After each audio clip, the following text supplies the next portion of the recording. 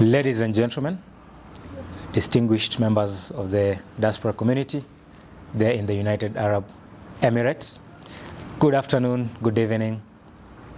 It's truly a pleasure for me to be accorded this opportunity by the organizers of this event, and that is Champs Media and Partners, and participating particularly in the 33rd Diaspora Community Engagement, and talking specifically about a topic that is very close to us at Siscom Africa. My name is Derrick Gakuu. I'm the Chief Innovation Officer at Siscom Africa. We are building a marketplace and financing technology platform that gives you exclusive access today to some of the emerging opportunities in the new kind of real estate, data centers, cloud, and AI. I really wanted to take a moment and reflect, and this is a reflection for me as well as the leadership of Siscom, which is technology first, on the importance of diaspora communities for any region's economies as well as companies. The beauty about such communities is the exposure you people have in these markets you work with. When you look around Dubai, I remember the last time I was there and I visited the Internet City, you could see what vision and ambition met with the resources can achieve.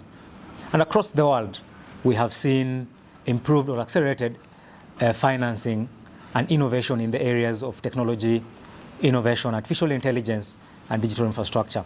Apart from exposure, the next important aspect about this diaspora community is the contribution in terms of remittances you make back home. Just last year, according to the Central Bank of Kenya, 600 billion Kenya shillings was sent directly through remittances. But when we look keenly at areas of where this capital is flowing, we see technology receiving very little share of investment and capital allocation. Yet, like I said, when you look around these markets we work in, or you work in, you can see aggressive investments in technology. Just here in Dubai as well, apart from having a huge share of global data centers, you could see, at some point in March, April, we saw the UAE commit in partnership with the US, including American companies like OpenAI, as well as NVIDIA. We saw the commitment from G42, which is a UAE company, of $1 trillion into what they call the global AI campus. The question is, why don't we see the same investment? Why don't we see the same prioritization and allocation of capital to the technology industry in Kenya and across other markets in Africa? So today, we are specifically looking for investors and capital for guaranteed demand for layer 3 type of infrastructure. So what is layer 3 type of infrastructure? Like I said, layer 3 is high performance servers, GPUs, and storage nodes that process, transmit, and store data. Okay? We are taking advantage of already existing white space that the 5 data centers that exist in Kenya already have. So they have available space where we can collocate these high performance nodes and be able to provide them as a service, or what we call infrastructure service or cloud, to companies. And I'll come to that in a while. So today, there exists white space from the 5 Karanuto data centers in Kenya that can accommodate around 100,000 high-performance servers, and roughly the same number for AI-ready GPUs. So we aggregate demand as a cloud partner and an infrastructure partner. We aggregate demand from this. We have seen demand from these industries. So financial services. So in financial services, looking at fintech companies, payment companies, tier 2 and tier 3 banks. You're looking at demand from e-commerce companies, and most importantly, companies that do high-performance business processing activities like data science, data engineering, data analytics, training their AI models, and combined these have given us demand worth 161 million Kenya shillings in high performance compute, around 600 million Kenya shillings in AI processing over the next 5 years. And in future, we are now looking into entering the 900 million funding gap in what we call modular data centers. So now if you go to Siscom, you will see something called nodes. So what then we do to make this simple for you, for the investors to get in and understand it, we offer this in terms of node. So what is a node? Today with 1.7 million Kenya shillings, you could buy and own a node. When you invest in this, we ship this node, we put it in a data center, and that's where the real estate aspect comes in. A business, be it Siscom or a financial service provider or a bank, would lease this, this node from you, paying rent, lease, income every month for its life cycle, which is a period of 6 years. But what we have done is that we've made it possible for you to be able to exit even at year 4. And this information is very available on the platform.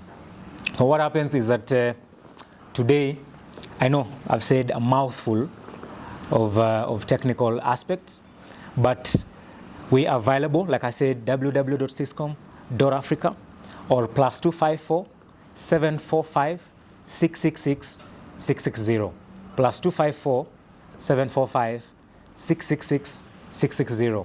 Reach out to us through any of those channels, including our email, which is invest@siscom.africa, and we'll be able to schedule a meeting. We will tell you a bit more about how this precisely worked and how you're able to get your fixed monthly rent lease income from owning one of these nodes. We also do data center visits and tours in Nairobi to the local data center that we partnered with. So when you're around Kenya, feel free to give us a visit. We are located in Westlands, at Reliance Plaza, 2nd floor, as well as we also do twice every month data center tours to just show you what it means when we say this new kind of real estate of high performance servers, GPUs, and data centers. Like I said, the future is technology, and the future is even bigger technology called artificial intelligence. Artificial intelligence is pushing limits across the world, and while the world drives billions of dollars into this industry, we cannot sit back and wait again to be net consumers of American, Gulf, or South Asia, Indian, Chinese technology. We have to build capacity locally. Not only does this present an opportunity for you, like I say, to invest and earn fixed lease rent income every month for the next 4 years, but also it is enabling us as an ecosystem to be able to build this critical infrastructure layer that is going to give birth to the next big companies. Today in Kenya, there exists the Office of the Data Protection Commission that mandates companies in financial services, healthcare, data, lending, any company that deals with personal data, which is personal data of Kenyans, to host their data inside the country. This is also driving the demand from a policy point of view. But also, the more we provide this critical infrastructure, the more we make these solutions and cloud solutions affordable for Kenyan and African countries. And the net effect of that is a growing and a thriving technology ecosystem that is able to grow our local gross domestic product, but most importantly is able to create the millions of jobs for the young people in Kenya that are taking up technology and IT-related courses. I implore that you are going to give us an opportunity, a listening ear. I know tech and tech-related products are a bit complex sometimes, but we are happy to walk with you through the journey of explaining and breaking this down so that you can be able to take the step and support and grow Kenya's share of Africa's and global digital infrastructure.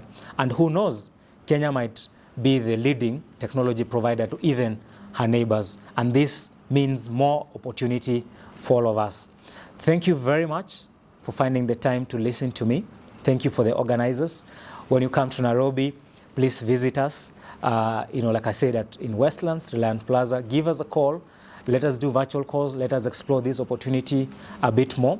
And next time, when I find time, when I come to Dubai, I'm happy and I'm looking forward to meeting a lot more of you guys. Thank you very much and continue having a great session. Thank you.